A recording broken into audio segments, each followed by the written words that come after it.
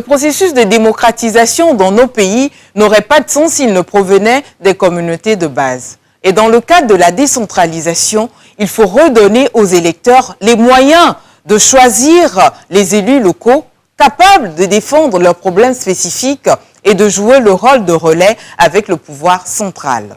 Notre pays s'inscrit fortement dans cette logique. Et c'est pourquoi, longtemps mise en veilleuse pendant près de 3 bonnes décennies, en raison des soubresauts sociopolitiques, les élections municipales ont lieu le 19 juin 2019. Près de 2 ans après, quel bilan, quelle lecture peut-on faire? Quel est le mode de fonctionnement de ces différentes communes avec à la tête les nouveaux maires issus de ces élections? Quel est le rôle principal du citoyen au sein de sa commune? Que dire des tasses municipales et comment sont-elles perçues? Autant de questions que nous poserons tout à l'heure à notre invité, M. Sebou Dimada, administrateur civil, juriste d'affaires et fiscalité, directeur de la planification du développement Golfe 4, qui a bien voulu répondre au rendez-vous du bon à savoir. Quant à vous, amis téléspectateurs, merci de nous être fidèles. Bonsoir à tous et à toutes, bienvenue au rendez-vous du savoir.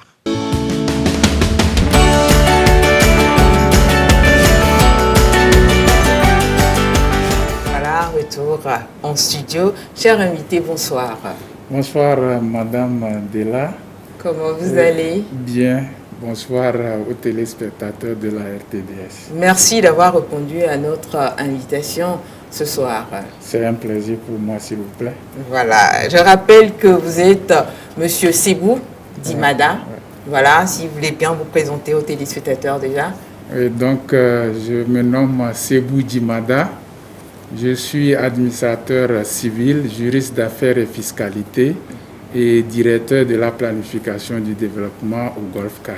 D'accord. Donc, tout ce qui tourne autour des mairies, des communes, je suis sûre que ce soir, nous aurons des réponses avec vous. Évidemment, nous allons essayer. Voilà, nous allons essayer. Merci d'essayer alors. D'entrée de jeu, qu'est-ce qu'une mairie? Merci. Et avant de répondre à votre question, je voudrais faire une petite observation. D'accord. Le terme mairie n'est pas en fait approprié. Et si on s'en tient à la définition du mot mairie, la mairie c'est le lieu où travaille le maire. D'accord. Donc on va parler de commune, c'est ça? Voilà. Et ici, il est question d'une commune. Ok. Donc, d'une façon habituelle, les gens préfèrent parler de mairie. Sinon, c'est une commune. D'accord. Alors, donc, la définition de la commune, nous l'avons à travers l'article 56 de la loi de 2019-006 du 26 juin 2019. Okay. Cette loi est venue modifier celle de 2007-011 du 13 mars 2007. Elle aussi qui a été modifiée par une autre loi, la loi de 2018-003 du 31 janvier 2018. Okay. Les 3 lois portent sur la décentralisation et la liberté locale. Okay. Donc, l'article 56 définit la commune comme une collectivité territoriale de base, ayant une personnalité morale et également dotée d'une autonomie financière. Okay. Et quand on parle de la commune, c'est en fait un territoire sur lequel vivent des habitants et qui doivent être administrés par des élus. Voilà. Et cela signifie quoi? Cela signifie que quand on prend une commune, on ne peut pas tout de suite s'arrêter au territoire et à la population qui y vit. D'accord. Il faut aller au-delà, voir comment est-ce que cette commune doit fonctionner. Ok. Et elle ne peut fonctionner qu'à travers des élus locaux. Okay. Ouais. D'accord. Donc, de manière globale, c'est un peu ça la définition qu'on peut donner à une commune. C'est la définition qu'on peut donner à une commune. Maintenant, si on veut aller terre à terre, on dira que la commune, c'est le lieu où travaille le maire, okay, élu par ses administrés, et qui a un rôle à jouer, celui de développer le territoire sur lequel il a été élu. Okay. Et il ne peut le faire qu'avec le concours de la population. Okay. Merci. Maintenant, dites-nous, comment fonctionne une commune de manière générale? Et de manière générale, et pour voir le fonctionnement de la commune, il faut aussi se référer à l'article 6 de la même loi qui pose un principe. L'article 6 dit que les communes ou les collectivités territoriales s'administrent par les élus locaux, par des conseils élus. Donc, et l'administration ici est libre, c'est-à-dire que on donne la liberté aux communes de s'administrer, mais ceci doit se faire conformément au test, c'est-à-dire à la loi portant décentralisation, celle que j'avais citée au début. Donc, quand on parle de la libre administration des communes, cela signifie que les communes ne peuvent s'administrer que lorsqu'il y a des élus. Et ces élus ont la liberté de s'organiser. Okay. Donc, à chaque commune, une certaine liberté qui va lui permettre d'asseoir dans un premier temps un organigramme à travers lequel il y aura la répartition des tâches, un organigramme qui fera ressortir les différents services municipaux qui doivent donc gérer la commune, avec bien entendu à la tête le maire. D'accord. Ok, maintenant dites-nous, une femme au poste de maire, comment est-ce qu'on appelle cette dernière? Et une femme au poste de maire, la question peut avoir, disons, plusieurs réponses. D'accord, nous vous écoutons. Lorsque nous mettons dans la logique de la langue française, on peut dire qu'une dame qui est à la tête d'une commune peut être appelée Madame le maire, Madame la maire, mais lorsque nous nous référons au système canadien et suisse, et au lieu de parler de maire, les autres ils parlent de la mairesse. Ok. Madame la mairesse. D'accord. Mais puisque au Togo, le système français, voilà, et sur lequel nous sommes basés, parce qu'au Canada aussi ils parlent français, en Suisse ils parlent français, mais il y a une petite différence. Donc, puisque les Togolais ont un français calqué sur le système de la France, donc nous parlons de Madame le maire, Madame la maire. Et non de maîtresse. Et non, Madame la mairesse. La mairesse. Ouais. D'accord, merci.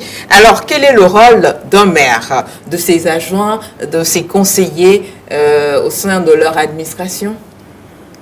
Bon, d'emblée, il faut dire que le maire a plusieurs casquettes. D'accord. Et d'abord, il a des compétences d'ordre général.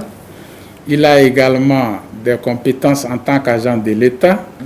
Et ensuite, il a des compétences en tant qu'autorité de police. D'abord, quand on prend les compétences d'ordre général, nous dirons que le maire est le premier magistrat de la commune.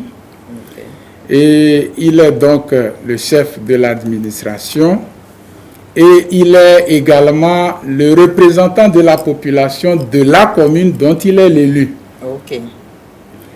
Quand on prend l'aspect agent de l'État, le maire au niveau de sa commune est l'agent qui est chargé de veiller au respect des lois et règlements fixés par l'État.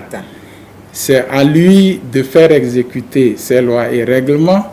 Également, c'est à lui de mettre en œuvre certaines mesures d'ordre conservatoire. Et aussi, le maire est chargé de mettre en application la politique de l'administration, c'est-à-dire du gouvernement. D'accord. Ok. Maintenant, au niveau de la compétence en tant qu'autorité de police, vous n'êtes pas sans savoir que dans une commune, il peut avoir parfois quelques petits dérapages dus au comportement des citoyens.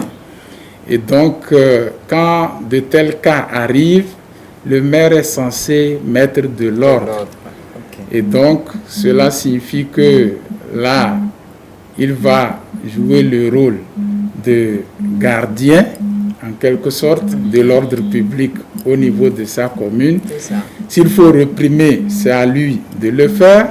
Si nous prenons par exemple le cas de l'hygiène, si le maire constate que dans sa localité, il y a généralement des citoyens qui se permettent, c'est un exemple que j'ai pris, qui se permettent de verser des débris ou des restes des plats mangés dans leur maison sur les voies, le maire est censé prendre des dispositions pour que de telles pratiques cessent. Parce que la voie publique n'est pas un dépotoir. Également, les gens qui se permettent de boucher les caniveaux, le maire également est censé intervenir. Et dans tous ces aspects, on dira qu'il est en train de jouer le rôle d'autorité de police. D'accord. Dans ce cas... De la même manière, on peut parler aussi de la régulation au niveau de la circulation routière. Voilà, dans le cas précis que vous venez d'évoquer, on constate de nos jours très souvent des débris, des déchets qui sont déposés dans les rues, sur les voies par les citoyens. Quelles sont les sanctions qui peuvent être appliquées à ces personnes-là? Merci Della pour la question. Voilà. Et il faut dire d'emblée que la première des choses, c'est un appel à la conscience et au civisme. Et il ne sert à rien de vouloir se faire, disons, pénaliser alors qu'on peut soi-même s'auto-réglementer. C'est ça. Et lorsque de telles pratiques venaient à, disons, se faire voir, je crois que le maire, par le biais des services d'hygiène, peut demander à ce qu'on inflige une amende à des personnes qui se livrent à de telles pratiques. Donc il suffirait que l'on sache d'où proviennent ces débris. Et donc, ces personnes seront amendées. La personne sera invitée, elle sera convoquée par les services d'hygiène et les services d'hygiène vont donc essayer d'appliquer les tests en la matière, notamment en infligeant des amendes à ces personnes. Merci pour la précision, parce que c'est devenu une habitude presque pour nos Togolais de s'adonner à cela. Merci pour la précision. Maintenant, quelle est la durée du mandat d'un maire? La durée du mandat d'un maire relève de l'article 126 de la loi portant décentralisation citée plus haut. Et cet article dit que les maires ou le maire est élu pour une durée de 6 ans renouvelable 2 fois. Renouvelable deux fois. Donc après les 2 fois, logiquement, le maire ne doit plus se présenter. Il ne doit plus se présenter. D'accord. Ok. Il en va de même pour les conseillers parce que le maire est avant tout un conseiller avant d'être maire. Ok. Donc aussi bien les adjoints, les conseillers, c'est la même durée du mandat. Les adjoints, les conseillers, c'est la même durée. Ok. Quel est le champ d'intervention dans une commune? Ça veut dire la zone de couverture de la commune, comment est-ce que c'est déterminé? Et la loi a fixé les compétences des communes et ces compétences sont de 3 ordres. Il y a les compétences propres, il y a les compétences partagées et puis les compétences transférées. Les compétences propres, c'est celles qui relèvent de l'exercice des fonctions du maire en tant que maire. Il y a certaines charges qui sont dévolues aux communes et donc les maires sont censés jouer leur rôle à travers les ressources propres qu'ils ont. Par exemple, l'enlèvement ou le balayage des voies revêtues. Généralement, les prestataires que vous voyez sur les voies publiques sont payés par les communes. Et également, le curage des caniveaux, c'est le travail des maires. Ça, c'est les compétences propres. Ramassage des ordures également, l'entretien des cimetières, tout ça, c'est... Au niveau de l'entretien des cimetières également, c'est une compétence propre. Maintenant, la compétence partagée, c'est l'intervention des communes qui vient en complémentarité de ce que l'État est en train de faire. Il y a certaines tâches pour lesquelles on ne peut pas demander à la commune seule de le faire. Par exemple, l'aménagement des territoires, c'est-à-dire l'aménagement local des territoires. Ça relève du ressort de l'État et la commune vient en appui.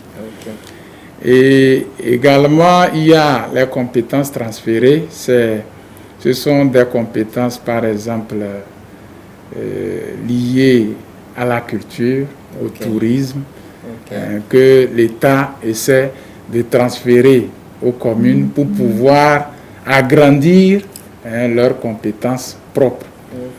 Bon, maintenant, si on se réfère à ce que vous avez posé comme question, la zone de couverture, nous pouvons dire que la zone de couverture, au-delà de ces compétences-là, la zone de couverture dépend des tests qui ont essayé de délimiter chaque commune. Il y a des tests qui ont délimité les communes. Par exemple, Lomé, l'ancienne commune de Lomé, aujourd'hui est scindée en 7 communes et en 7 golfs. Il y a le golfe 1, golfe 2, 3, 4, jusqu'à 7. Et donc, c'était le territoire de l'ancienne commune qui a été, disons, saucissonné, si je peux me permettre le mot, pour avoir aujourd'hui ces différents golfs que nous avons. D'accord. Ok. Quelles sont les tâches assignées à une commune de manière générale et pour le compte de l'État? Les tâches assignées de façon générale à une commune, il y a le balayage, il y a l'assainissement, il y a l'entretien des feux tricolores, et il y a également l'enlèvement des ordures ménagères. Mais au niveau de l'enlèvement des ordures ménagères, il faut dire que les communes à elles seules ne peuvent pas le faire, et surtout qu'elles viennent de prendre corps, si je peux ainsi m'exprimer, et elles n'ont pas toute la capacité financière pour pouvoir supporter les charges liées à l'enlèvement des ordures ménagères. Et donc, avec l'appui du district autonome du Grand Lomé, au niveau du Golfe, bien entendu, donc les communes, par exemple, pour l'enlèvement des ordures, sont chargées d'évacuer les ordures des ménages vers les dépotoirs intermédiaires. Donc vous allez voir, on peut faire des dépotoirs intermédiaires. Donc les communes sont censées signer des contrats avec des prestataires qui vont enlever des ordures des ménages vers ces dépotoirs intermédiaires. Une fois les ordures au niveau des dépotoirs intermédiaires, le district maintenant de les convoyer vers le dépotoir final qui est à Akepe, c'est-à-dire le centre d'enfouissement technique qui se trouve à Akepe. Qu'en est-il de l'éclairage? C'est une tâche également de l'éclairage public également relève de la compétence, c'est-à-dire que c'est une tâche qui a été dévolue également à la commune. C'est à la commune de veiller à ce que les différentes voies soient toujours éclairées. Et c'est vrai, l'État apporte un appui par le biais de ce que nous appelons l'éclairage public. Il y a un montant qu'on prélève. Donc ce montant permet de pouvoir donner ou prêter main forte aux communes dans le paiement qui se fera au niveau de la CET. D'accord. Ok, merci. Dites-nous, chers invités, y a-t-il des dotations de l'État aux communes? Si oui, ces dotations sont-elles toujours à la hauteur confiée? Je crois que aujourd'hui, avec la loi de la décentralisation, il est prévu ce que nous appelons le fonds d'appui aux collectivités territoriales. D'accord. En abrégé, le FACT.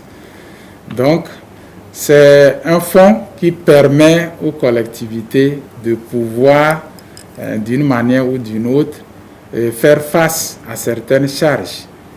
Et c'est l'appui de l'État. L'appui que l'État essaie, au lieu de parler de dotation, donc ce fonds est là, et avec ce fonds, ça permet aux collectivités de pouvoir financer ou bien de pouvoir faire face à certaines charges.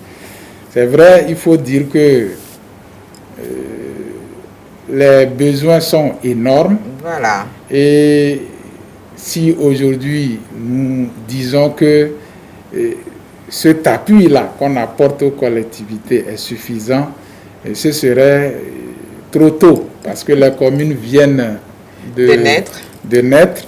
Il faut peut-être un petit temps pour voir concrètement ce qui en est.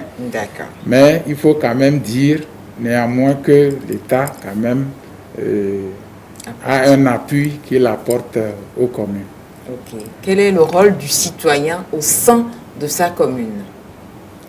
Le citoyen a un grand rôle à jouer. C'est lui qui a porté sa voix sur certains élus. C'est ça. Et de ce fait, il est appelé à, disons, veiller à contrôler les actions de la commune, contrôler et en même temps participer à ces actions. Contrôler en ce sens que, par exemple, le budget de la commune, le citoyen est censé aller essayer de voir concrètement que dit le budget, qu'est-ce qu'on a prévu dans le budget. C'est permis. Et comment est-ce que le citoyen peut faire cela? Il doit se rendre à la mairie, quelle démarche? Et il y a des périodes de session budgétaire. Et une fois que le budget également est voté, généralement, on l'affiche au niveau de chaque commune. Nous n'avons pas cette information-là. Chaque commune doit afficher le budget, son budget, une fois que le budget, bien entendu, est adopté et également passer au contrôle de légalité. Donc, si l'autorité de tutelle a donné son feu vert, à partir de ce moment, donc, on pourra afficher le budget au niveau de chaque commune pour permettre aux citoyens qui veulent bien prendre connaissance de pouvoir consulter sans souci. D'accord. Bon, en tant que citoyen, je disais qu'il a également le devoir de participer aux actions de la commune. En quoi faisant? La commune a besoin du citoyen sur beaucoup de plans. Le citoyen est censé, en principe, lorsqu'on veut faire le plan de développement communal, on ne peut pas le faire sans l'apport des citoyens. Et cela se fait par le biais des CDQ. Les CDQ qui sont censés, disons, pouvoir dire, c'est d'ailleurs la raison pour laquelle la loi a prévu ces CDQ, parce qu'il y a une loi qui a prévu ou qui a créé les comités de développement à la base. Dans les quartiers. Dans les quartiers, devenus aujourd'hui CDQ. Avant, c'était comité de développement à la base. Donc, à travers ces CDQ, on doit pouvoir avoir, chaque commune doit pouvoir avoir les besoins. Et ces besoins, c'est au CDQ de pouvoir aider chaque commune en disant, chez nous, nous avons tel souci, c'est peut-être l'assainissement, c'est peut-être l'éclairage public, c'est peut-être les voies. Donc, c'est à chaque CDQ de pouvoir aider, de relever et de faire remonter les informations au niveau de chaque commune pour que les maires puissent prendre en considération ces besoins-là et voir dans quelle mesure ils peuvent apporter des solutions aux différents problèmes soulevés par ces CDQ. D'accord. D'où proviennent les recettes d'une commune? Il faut dire que les recettes d'une commune sont de deux ordres. D'accord. Ou les ressources d'une commune sont de deux ordres. Il y a les ressources propres ou les recettes propres. Et il y a également les recettes fiscales. Que nous appelons communément les impôts locaux. Donc, les recettes propres, ce sont ces recettes-là que les collectivités locales sont censées mobiliser elles-mêmes. Elles-mêmes, sans que une tierce personne n'intervienne. C'est-à-dire l'État n'intervient pas. Et également l'OTR, c'est-à-dire les régies de l'État, n'interviennent pas. Tout à l'heure, nous avons parlé de la dotation, vous m'aviez posé la question. C'est également une recette. C'est-à-dire la dotation, ça fait partie des ressources, mais ici, nous disons que les ressources propres, les dotations, on les met dans les ressources propres, mais ce qui est intéressant, c'est ce que la commune elle-même mobilise. Par exemple, comment est-ce que la commune mobilise ces par exemple, il y a la gestion des ordures. Non, la taxe sur la publicité. Ok. On en vient. Par exemple, si RTDS a un panneau en ville, c'est écrit RTDS avec peut-être, vous devriez payer quelque chose à la commune dans le ressort de laquelle vous avez implanté votre panneau. Bon, maintenant, à ce niveau, précision, est-ce celui qui va commander l'affiche sur le panneau qui doit verser cela à la commune, ou c'est ceux qui ont implanté les panneaux qui doivent vous reverser quelque chose? Bon, sur ce plan, il faut dire que l'implantation, normalement, est, disons, soumise à une autorisation. Ou est soumise, pardon, à une autorisation. Vous n'allez pas tout de suite vous lever et implanter un panneau, n'importe quoi. Donc, si un citoyen, peut-être, a une société et qu'il voudrait faire la promotion de sa société, c'est-à-dire la promotion publicitaire, et qu'il ne veut pas passer par des régies publicitaires, il peut faire une demande qu'il va adresser au maire, et avec cette demande, une fois que le maire accepte, donc le citoyen pourra avoir son propre panneau. D'accord. Et reverser quelque chose à la commune. Ça, c'est un aspect. L'autre aspect, c'est l'aspect que vous avez évoqué. Le citoyen peut passer par quelqu'un, c'est-à-dire une régie publicitaire qui a implanté donc, des panneaux un peu partout en ville. Donc, à partir de ce moment, le citoyen va prendre attache avec la régie publicitaire, discuter des modalités et payer à la régie. La régie ayant l'autorisation, elle aussi, elle aura à verser quelque chose à la commune. Voilà comment ça se passe. Donc, à part la taxe sur la publicité, il y a la taxe sur les spectacles. Ah, à ce niveau également, il y a une taxe. Oui, c'est généralement une taxe qui concerne, c'est le jargon technique, on dit taxe sur les spectacles. Ça concerne généralement les bars, les boîtes de nuit, pour, disons, la sonorisation qu'ils essaient de faire. Également, on peut citer les taxes sur les pompes distributrices de carburant. Les stations d'essence que vous voyez, elles ont les pompes avec lesquelles elles servent. Elles sont assujetties à une taxe qu'on appelle taxe sur les pompes distributrices de carburant. Et en dehors de ça, il y a les actes d'enregistrement des actes d'état civil, donc avec les timbres municipaux. Et également, il y a les latrines. Les latrines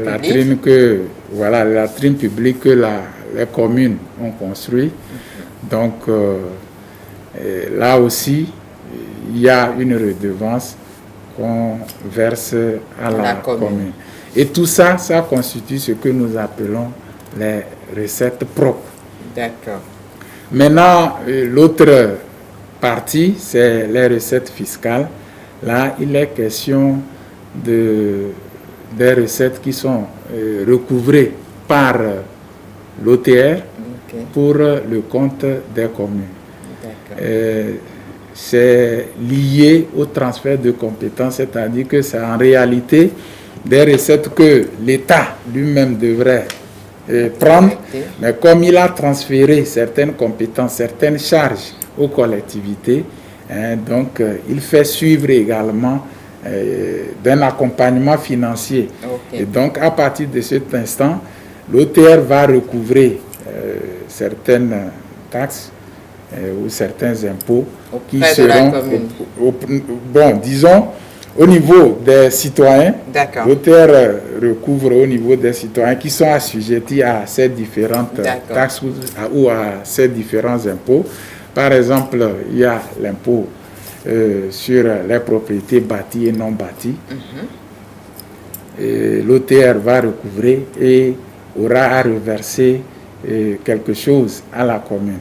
C'est vrai qu'il y a une clé de répartition, il y a ce qui revient à l'État et ce qui revient aux communes. Mais ailleurs, pour certains impôts, c'est carrément 100% qui peuvent être reversés à la commune. Donc, comme je le citais, il y a également la taxe sur la consommation des boissons. Là aussi. Si je consomme la boisson, je dois payer une taxe dessus ou comment est-ce que ça se passe? Non, bon, ce n'est pas... Bon, dans tous les cas, indirectement, c'est tout comme la TVA. La TVA, c'est le consommateur final qui paie la TVA. Vous n'allez pas tout de suite le sentir, mais c'est toujours vous achetez, vous buvez. Okay. Mais ici, la taxe sur la consommation des boissons, bon, ça va remonter donc aux brasseries, aux sociétés qui fabriquent la boisson. Il y a également la TP, la taxe professionnelle, qui également fait partie. La taxe d'habitation, la taxe d'enlèvement des ordures ménagères. Donc, toutes ces taxes ou impôts sont collectés par l'OTR et reversés aux communes. Donc là-bas, c'est une question de répartition. Maintenant qu'il y a, avant c'était l'ancienne commune, maintenant qu'il y a 7 golfs, je prends toujours le cas de Lomé. Donc, une fois que l'OTR recouvre, il va procéder à la répartition. Donc, ils ont la clé de répartition. Ils vont répartir en fonction de certaines modalités. D'accord. OK. Donc, qu'appelle-t-on taxe communale alors? C'est toutes ces taxes que vous avez citées? Bon, là, il faut définir la taxe communale comme une taxe que doit verser ou doit payer un citoyen parce qu'il reçoit une prestation. Et cette prestation n'est pas forcément une prestation individuelle. Elle peut être une prestation collective. Exemple, si nous prenons le balayage. C'est ça. Le balayage, on balaie sur la voie. Donc, tous ceux-là qui exposent au niveau des voies les marchandises et autres, ils vont payer quelque chose. Voilà. Bon. Quand on va vers X, il ne va pas dire que, bon, moi-même je vous ne me faites, voilà, ce n'est pas ça. Du moment où le balayage est fait sur la voie, s'il y a quelque part où vous balayez, ce n'est pas... Il faut contribuer. Il faut contribuer. Forcément. Donc, la taxe ainsi ne peut être définie que un paiement qui constitue la contrepartie d'une prestation qu'un citoyen ou qu'un contribuable reçoit. Mais comme je l'ai dit, la prestation n'est pas forcément individuelle, elle est d'ordre collectif. Et comment calcule-t-on ces taxes alors? Le calcul des taxes, en fait, ça relève des tests. C'est-à-dire que c'est au conseil, il n'y a pas, c'est au conseil de décider. Le conseil décide que, par exemple, pour la taxe sur la publicité, on peut dire, lorsqu'on est en face d'un panneau publicitaire, il faut prendre en compte les dimensions, les dimensions du panneau. On peut dire par exemple le mètre carré, ça peut être à 10 000, c'est un exemple que j'ai donné. Et donc si vous avez un panneau qui fait 5 mètres carrés, donc vous faites 10 000 fois 5, naturellement. Fois 5. Ok. Donc, bref, ce qu'il faut dire, c'est que le calcul des taxes municipales relève carrément des arrêtés. Il suffirait qu'on prenne un arrêté et qu'on fixe.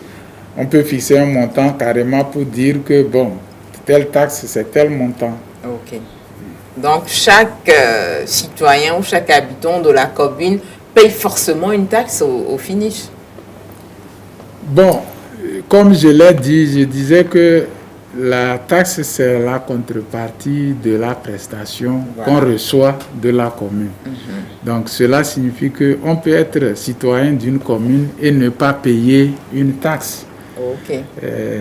Si, par exemple, vous ne faites pas la publicité, vous n'avez pas, disons, un marché ou un fonds de commerce que vous gérez pour qu'on dise que, bon, vous exposez ou vous occupez un endroit, là, vous n'allez pas payer la taxe. Mais il y aura une répercussion au niveau fiscal parce que, dans tous les cas, lorsqu'on va, nous disons tout à l'heure qu'il y a certains impôts et certaines taxes qui sont recouvrés par l'OTR pour le compte des communes. Vous pouvez ne pas être au niveau des ressources propres, c'est-à-dire que ne pas être assujetti au niveau des ressources propres, mais l'être au niveau de l'OTR. Parce que au niveau de l'OTR, vous n'êtes pas sans savoir que là-bas, c'est l'impôt. Et automatiquement, il y a une nuance. Au niveau de l'impôt, il faut tout de suite se dire que là-bas, c'est une contribution qui est définitive et sans contrepartie. On n'a pas besoin qu'on vous donne ou qu'on vous fasse une preuve que vous ne payez. Donc, bref, c'est pour dire que même si au niveau municipal, vous n'êtes pas assujetti à ou bien vous ne contribuez pas, est-il dit qu'au niveau fiscal, vous contribuez et voilà. Forcément, ok. Donc, si on comprend bien, vous l'avez dit tout à l'heure, vous travaillez en collaboration avec l'OTR, d'une manière ou d'une autre. Tout à fait, à fait.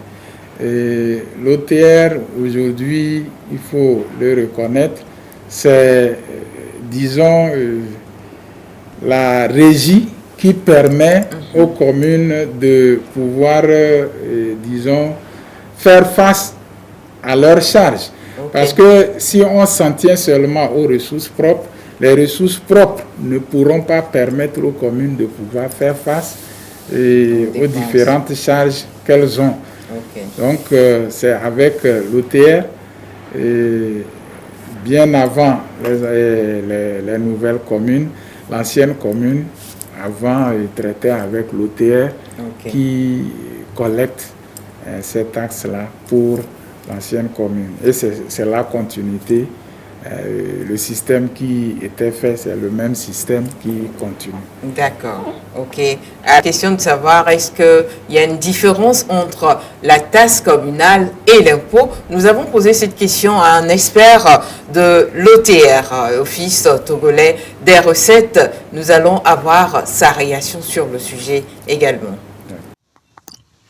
La taxe communale n'est pas à confondre avec les impôts payés par les entreprises ou les personnes physiques. La taxe communale est levée par les autorités communales. Donc, il y a des délibérations qui sont faites par les autorités communales et suite à ces délibérations et avec l'accord de leur ministre de tutelle, du ministre des Finances, ces taxes sont fixées. Et c'est la commune qui s'organise pour aller sur le terrain et collecter régulièrement ces taxes. Tandis que les impôts qui sont prélevés par l'administration fiscale et donc l'Office togolais des recettes est organisé au sein du Code général des impôts et du livre des procédures fiscales. Et donc les agents de l'OTR sont chargés de collecter ces impôts. Et donc, par rapport à ça, nous constatons que aussi bien la taxe communale que les impôts peuvent être payés par les mêmes personnes. L'un n'exclut pas l'autre. Les impôts, comme les taxes communales, font partie de l'arsenal des cotisations obligatoires fixées au niveau de l'État. Vous allez constater que la différence fondamentale, c'est que les taxes communales peuvent varier en fonction de la commune ou de la localité et de la décision prise par les autorités communales. Alors que l'impôt, il est national et il figure dans la loi fiscale qui est unique pour tout le pays où que vous soyez. Et voilà un peu la différence fondamentale qu'on peut faire entre les taxes communales et puis les impôts, et aussi préciser le mode de prélèvement qui en est fait. Pour finir, nous disons que la loi fiscale, quand vous prenez le Code général des impôts, vous allez voir des parties où il y a certaines taxes qui sont prévues, mais qui ne sont pas totalement légiférées, c'est-à-dire en termes de mode de calcul et de perception. La loi laisse la latitude aux autorités communales de les calculer et de les lever. Et donc, ces taxes feront la différence avec les impôts qui figurent dans le Code général des impôts où tout est déjà clair, le mode de prélèvement, la base de taxation et puis le mode de recouvrement, de contrôle et même de contentieux. C'est un peu ça, la grande différence entre les taxes communales et puis les impôts payés ou prélevés auprès des opérateurs économiques. Donc, les deux taxes et impôts ne s'excluent pas, mais on peut les payer de façon cumulative. Voilà un peu la précision que nous pouvons apporter sur cette question. Je vous remercie. Voilà, c'était la réaction d'un expert de l'OTR qui vient rejoindre tout simplement tout ce que M. Sibou nous dit ici par rapport à la collaboration entre OTR et les différentes communes. Chers invités, dites-nous, qu'est-ce qu'un plan de développement communal? Merci. Et le plan de développement communal est, disons, un document qui constitue, disons, la vitrine de la commune par rapport à ce qu'elle entend faire ou par rapport à ce que les élus locaux entendent faire courant leur mandat. C'est en quelque sorte ce que le plan national de développement est pour l'État. C'est la même chose au niveau de la commune.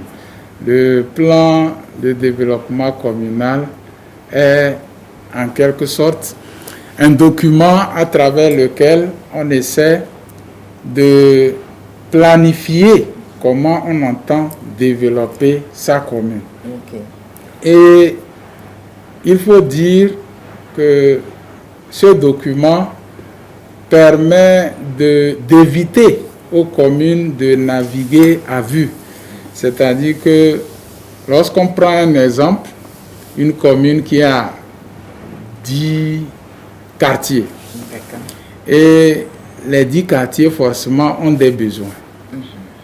Et ces besoins ne sont pas également les mêmes partout. Voilà.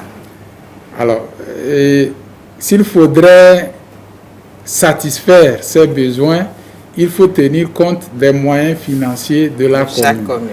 Voilà. Alors, la commune, une commune qui, par exemple, a 100 millions et avec les 10 quartiers, voilà que globalement, tout ce qui a été exprimé comme besoin, ça fait 130 millions.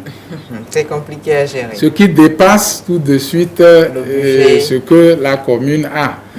Donc, vous imaginez un quartier qui envoie, qui dit, bon, on veut qu'on assainisse, disons, notre quartier, on veut qu'on fasse l'éclairage ou qu'on étende l'éclairage public. Voilà. Bon, la commune se lève, elle injecte l'argent, on fait. Peut-être ça prend le coût, ça fait 45 millions. 45 millions, il reste banalement 55 millions. Une autre commune qui entre-temps aussi se lève et elle dit, bon voilà, elle a exprimé. On constate que chez elle, ça prend peut-être les 55 millions. Il faut planifier tout cela. Voilà. Donc vous voyez que finalement, si la commune se jette à satisfaire, c'est-à-dire à chaque fois que ça vient, donc elle risquerait de ne pas pouvoir développer toute la commune. On va constater qu'il y a une certaine inéquité dans disons, la satisfaction des besoins des populations. Donc, il faut planifier. Il faut planifier. Et relever dans un premier temps les forces, les faiblesses, les opportunités, les menaces de chaque quartier. Et également, maintenant, une fois que toutes les données sont rassemblées, essayer maintenant de voir comment est-ce qu'on peut les analyser et au-delà, aller vers une vision. Quelle est la vision des élus? Qu'est-ce qu'ils veulent faire? C'est-à-dire l'orientation qu'ils se donnent. Et à partir de ce moment, comme on a les données, si la vision des élus locaux, c'est de prendre à bras le corps tout ce qui est éclairage, extension de l'éclairage. Donc, vous allez voir que au niveau des besoins, quand on va vouloir faire la programmation, on va en tenir compte parce que la vision pour les élus pendant leur mandature, ils se disent que voilà ce que nous entendons faire pour le quartier. Donc, on va maintenant planifier. Et comme les moyens ne sont pas suffisants pour le faire dans l'immédiat, on va essayer d'étaler ça sur le nombre d'années, notamment 5 ans. Parce que le PDC est élaboré pour une période de 5 ans. D'accord. Merci beaucoup, cher invité. Merci de nous éclairer par rapport à la gestion des communes, ce que le citoyen doit faire et tout ça. Nous vous disons tout simplement merci. Maintenant, nous n'allons pas déroger à la règle de cette émission. Nous allons bel et bien faire place à la partie tag. Et cette partie tag, vous ne l'avez pas au niveau du protocole, bien évidemment, juste des questions pour relaxer. Nous sommes pratiquement à la fin de l'émission. Notre première question à votre endroit, est-ce que vous mâchez souvent le bout de vos stylos? C'est vraiment une question tag. Malheureusement, non. Ah, même depuis le cours primaire jusqu'à maintenant? Même depuis le cours primaire, je n'ai jamais mâché le bout de mon stylo. Ah, c'est bien ça. Êtes-vous passionné de dessin animé? Dessin animé, pas tellement. Pas tellement. Pas tellement. Ah, d'accord. Quel est le métier que vous rêvez d'exercer étant petit? Et lorsque j'étais petit, je voulais être inspecteur. D'accord. Inspecteur des douanes. Ah, maintenant, qu'est-ce qui n'a pas marché en temps? Bon, ce qui n'a pas marché, c'est que il n'y avait pas de concours pour, disons, avoir accès à cette activité. D'accord. On avait, disons, il fallait passer par l'ENA. Et généralement, c'est plutôt ceux qui sont au niveau de l'administration, ceux qui sont déjà en fonction, qui peuvent. Voilà. Donc, ok, d'accord. Avez-vous déjà pris des cours de danse? Je ne sais pas danser. Maintenant, si l'opportunité vous est donnée d'en prendre, quelle danse vous intéresse de manière particulière? Là, il va falloir chercher celle qui est simple. Et d'après vous, laquelle est simple? Bon, celle qui est simple, je crois que c'est le Rasta. Hein? Comment? Le reggae, c'est ça. Donc, c'est le reggae qui pourrait marcher parce que là, il n'y a pas de rythme. Il suffirait de balancer les pieds n'importe comment. Vous voulez qu'on fasse une démonstration là? Ok, la toute dernière question. Si l'opportunité vous est donnée de changer de prénom, lequel choisirez-vous? Dans ma langue? Je ne sais pas. C'est comme vous voulez. Ça veut dire que là, on vous donne l'opportunité de changer de prénom. Vous n'allez plus vous appeler Dimada, c'est ça. Lequel vous aimeriez? Soit dans votre langue, en français, je ne sais pas, un prénom qui vous intéresse? Bon, je prendrai Honoré. Honoré. Ah, pourquoi Honoré? Vous l'aimez bien comme prénom, c'est ça? Honoré, ça me plaît. C'est un nom. J'ai un ami qui s'appelle Honoré. On a fait ensemble l'université. D'accord. Et donc, ça serait un peu pour l'honorer, il a été vraiment un ami sincère, un ami qui est toujours à mes côtés. D'accord. que j'en ai besoin. Donc, du coup, le nom... Pour l'honorer, vous allez porter son prénom, tout simplement. D'accord, merci beaucoup, cher invité. Merci d'avoir répondu à notre invitation. Et je suis sûre que les téléspectateurs qui nous suivent présentement en auraient compris beaucoup de choses dans la gestion de nos différentes communes. Je crois que nous avons 117 au total pour le Togo. Ouais. Voilà. Et que beaucoup de points d'ombre ont été éclaircis tout simplement ce soir. Votre mot de la fin? Ben, mon mot de la fin, c'est de demander aux populations d'aider les élus locaux, où qu'ils soient, ça. À pouvoir asseoir ces nouvelles communes qui ont été créées. Aider ces élus locaux à asseoir de façon efficace ces communes, c'est quoi? C'est de participer à la gestion de la chose publique. Dans un premier temps, par exemple, quand on prend les caniveaux, éviter de jeter tout ce qui peut, boucher ces caniveaux. Également, c'est de contribuer. Quand on est assujetti à une taxe, il ne faut pas tout de suite, quand on envoie un avis de taxe pour aller payer, chercher à voir, parce qu'on a peut-être un frère ou un parent dans la commune, chercher à, disons, ne pas payer. En le faisant, on n'aide pas la commune à se développer. Or, tout ce qui se fera au niveau de la commune, c'est pour le bien des populations. Et donc, ce que je peux dire, c'est que ces populations aident vraiment ces communes-là à pouvoir se développer, surtout en contribuant, en payant leurs taxes.